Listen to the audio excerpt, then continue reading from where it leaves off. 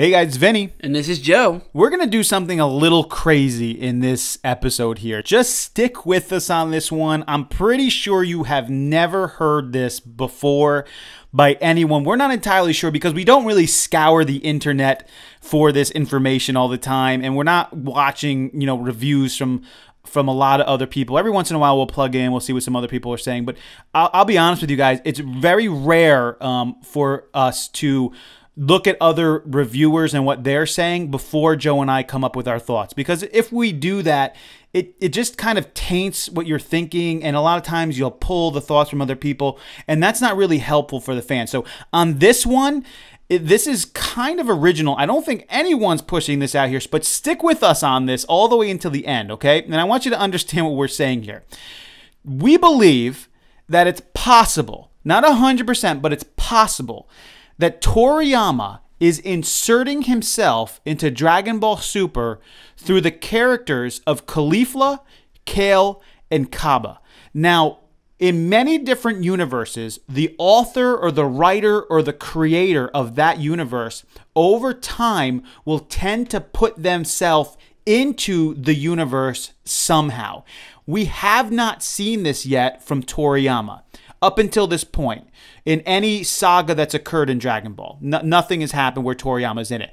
But we believe that he may be doing that with these three, and there's a couple of reasons why we think that. Probably the biggest reason why is because these three characters, especially Caulifla and Kale, are defying the reality, if you would want to call it reality, that Dragon Ball is. They're sort of outside the barriers that should exist for those types of characters. And we're going to explain to you what it means that Toriyama is those characters. But before we explain that, I want to explain just a little bit about how these three characters are going against the barriers. And this has been explained away by many people, but you can't explain it away because we're talking about three characters who had never went Super Saiyan before. And then they go Super Saiyan. And not only do they go Super Saiyan, but then they learn Super Saiyan 2. And not only do they Super Saiyan 2, but we have Kale going berserk. And on top of that, we have Caulifla even moving beyond that with Goku now towards a possible Super Saiyan 3 form and a future fusion between Kale and Caulifla, all within about 24 hours, ladies and gentlemen. It's not been months that this has been going on, about a day, and a lot of it within the last 5 minutes, okay? So no matter how you try to explain it away, is it, yes, does she have that potential, Caulifla have that potential in her? Yes, we stated that. But why is that potential in her? We think that through these three characters, Toriyama has inserted himself into Dragon Ball Super. Yeah, and this is obviously making some fans upset where they're like, why are these guys so strong? We've been watching Goku, Vegeta, Gohan all learning and training so much, and then these guys are able to do it. So we had to come up with some type of theory or idea of why this might be, and this explains it pretty well. If you're going to insert yourself into some characters, you want them to be very productive characters. You want them to be in there and be able to maybe be with the main characters. So you sort of make them not make sense. You want to make them better than others just because you want to be in there and you want them to mean something. Because if they aren't as strong or don't mean anything, then you don't really want to put yourself as those characters. So this sort of explains why they're so strong, why they're growing so much, why they're getting a lot of time and special treatment comparatively to other people that we're seeing as well. And usually when the author does insert themselves in, it doesn't make sense. It's a character, again, who defies the logic of the universe. Most of the time, the author does it, or the writer or creator does it, as a god form almost, like a god who's above all gods. And if Toriyama was going to do that, it would be a god who's above Zeno. It wouldn't be Zeno. It'd be somebody beyond Zeno if he went that direction.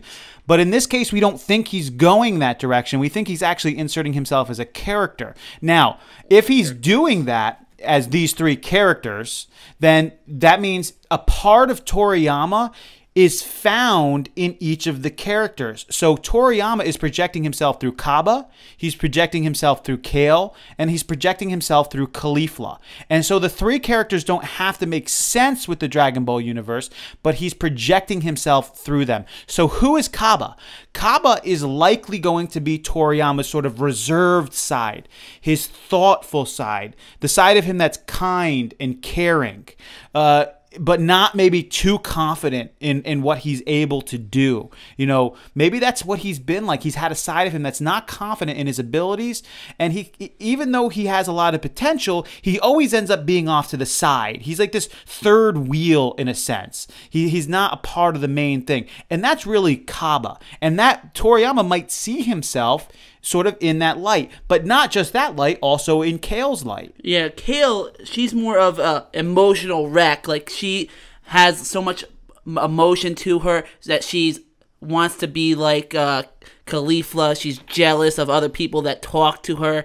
She can get very clingy to her, and also she can go into a super rage and then become super powerful. And this can sort of show Toriyama's emotional states a little bit of his anime and what he is feeling towards it because of other animes maybe being jealous. And that's why Super's back, and he just really can be clingy to it and wants to show the emotion of it. And that brings us to Caulifla. And isn't it interesting that Cabba, Kale, and Caulifla are all so very different in their character? They're not that similar at all. And I think that also points to the fact that these are different sides of Toriyama. Caulifla is obviously the leader. She is the one who's in charge. She's ultra confident, super powerful, tons of potential. So Toriyama is ultimately portraying this part of him as the one that's really at the forefront. And this is the one that has the assertive leadership ability, and she is going to gain power, insight, movement, abilities, techniques. That's Toriyama's growth. That's the one who Toriyama wants to be. That's who he wants at the forefront. But those other characters are always there with him. And that's why these three characters don't make sense, because they don't have to make sense. Because if Toriyama is putting himself in Dragon Ball Super through these three characters as the creator, he doesn't have to make them make sense. They can have this sort of unlimited potential. They can have these abilities because he's inserting himself in. And so now it becomes more, these characters become more important, because when one of them gets knocked off the platform like Cabba did, that might say something about Toriyama. Like, that's part of him, that sort of reserved and thoughtful part of him, is the part that always gets pushed off to the side, you know, because people want more than that. People want something different than that. So what always ends up being in there is this confident leader, but who has this unimaginable emotional side with him. And those are the two that are always side by side, kicking at each other and wrestling with each other. And that even brings up something interesting for what's going to come up in a future episode, which is the fact that those two characters are now going to fuse with each other. The confident, powerful, assertive leader in Caulifla is going to fuse with the emotional roller coaster and raging sort of character of Kale. And they're both brought together. And so that's new insight into where Toriyama probably thinks he is, or he has been throughout his journey in creating this universe. Yeah, I mean, you gotta see that these characters have been really stuck together, and whenever we see one, we're always seeing the others at this point in the tournament. So I really feel like he's trying to show them together, trying to really push them as like one group unit together, because this is where he's pushing himself, as these three together as one. Now I want to end with this. This is, of course, is a theory, okay? This is not 100%. We don't know. We didn't, Toriyama didn't come into our kitchen last night. We didn't have tea and biscuits and sit down and talk about how he inserted himself into Super. We're simply giving you a unique perspective at what's possible here, rather than complaining about it or saying that it doesn't make sense or trying to just explain it away as the potential was always there.